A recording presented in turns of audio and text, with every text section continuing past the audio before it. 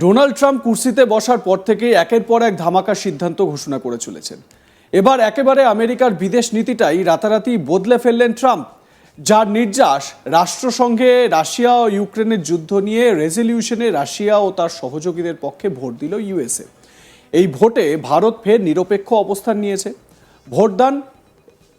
ভোটদানে অংশগ্রহণ করেনি ভারত। ইউক্রেনে রাশিয়ার হামলা ও যুদ্ধের নিন্দা প্রস্তাব নিয়ে রাষ্ট্রসংঘে রেজলিউশন আনা হয়। সেই রেজলিউশনের বিরুদ্ধেই ভোট দিল আমেরিকা। ইউরোপের বেশিরভাগ দেশই এই প্রস্তাবে ইউক্রেনের পাশে রয়েছে এবং ইউক্রেন ও রাশিয়ার যুদ্ধ শুরু হওয়ার পর থেকে এই প্রথমবার রাশিয়ার পাশে দাঁড়ালো আমেরিকা। এই প্রথম রাশিয়া, ইসরায়েল, উত্তর কোরিয়া ও মস্কোর 14টি বন্ধু দেশের পাশে দাঁড়ালো আমেরিকা। ইউক্রেনে রাশিয়ার আগ্রাসন ও দখলদারি নিয়ে নিন্দা প্রস্তাবে সায় দিল না ডোনাল্ড ট্রাম্পের দেশ, যদিও ওই রেজলিউশন রাষ্ট্রসংঘে পাস হয়ে গিয়েছে। পক্ষে 93টি ভোট ও বিপক্ষে 18টি ভোট পড়েছে। 65টি দেশ ভোটদানে বিরত থেকেছে, যার মধ্যে ভারতও অন্যতম। রাষ্ট্রসংঘে আনা রেজলিউশনে রাশিয়ার তীব্র নিন্দা করা হয়েছে। ইউক্রেনে হামলা ও দখল অবিলম্বে বন্ধ করার আবেদন করা হয়েছে। এতদিন ইউক্রেনের পাশেই ছিল আমেরিকা।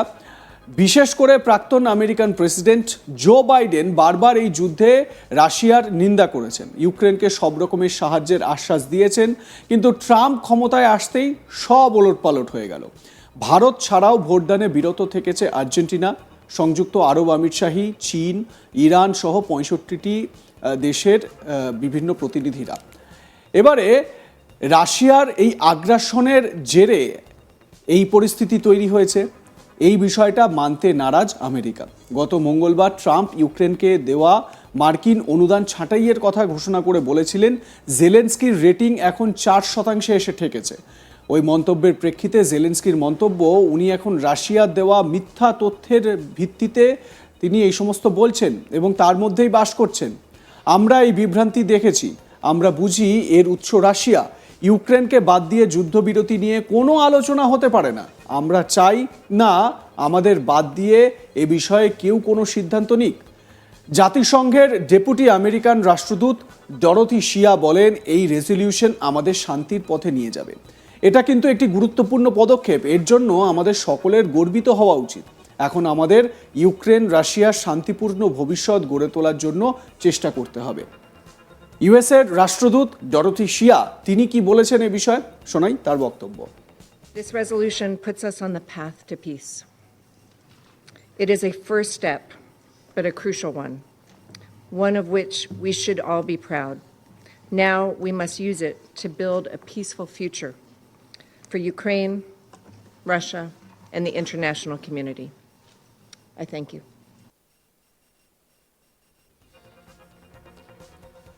এরপরই জাতিসংঘে ব্রিটেনের রাষ্ট্রদূত বারবারা উডওয়ার্থ বলেন, শান্তির যে শর্তগুলো রয়েছে অবশ্যই সেটার একটা বার্তা পাঠানো হবে।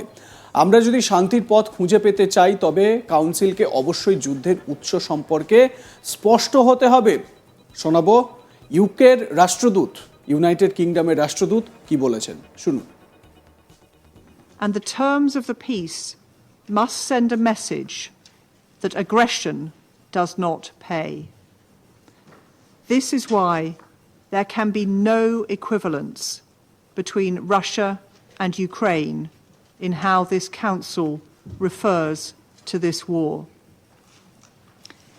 If we are to find a path to sustainable peace, the Council must be clear on the war's origins.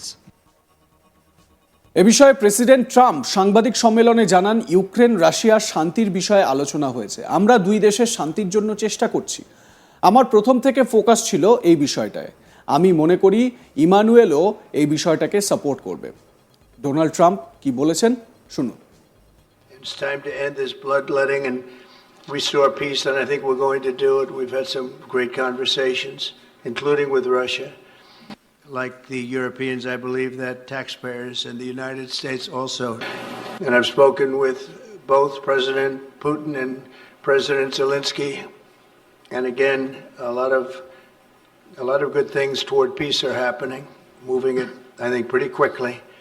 A report just given to me before walking in that our focus is on achieving a ceasefire as soon as possible and ultimately a permanent peace My meeting with President Macron today was another important step forward in that sphere because he's been very much involved right from the beginning in trying to get it over with, and we're going to get it done.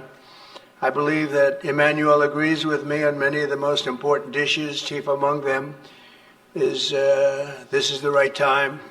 It may be the only time, you know. This has led to the death of many, many people. I'm also pleased that President Macron agrees that the cost and burden of securing the peace must be borne by the nations of Europe, not alone by the United States.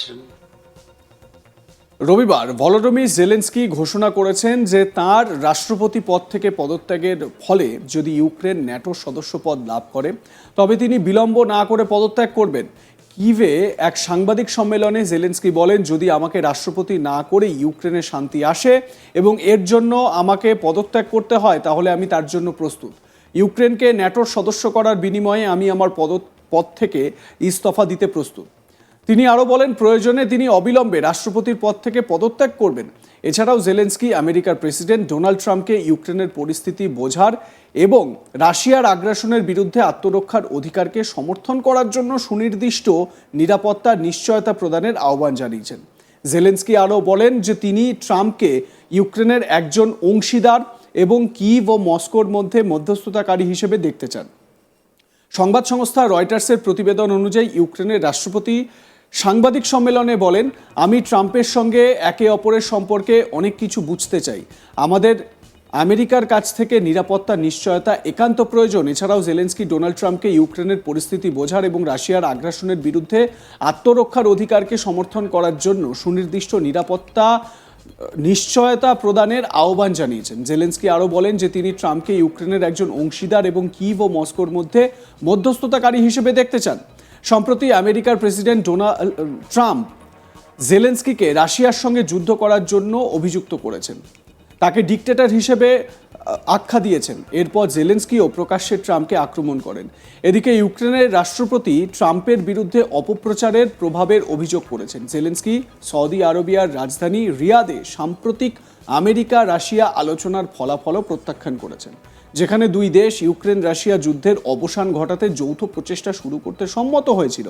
Zelensky দৃঢ়ভাবে বলেছেন যে যুদ্ধের বিষয়ে কিভের পিছনে কোনো আলোচনা হবে না, যা হবে সামনে।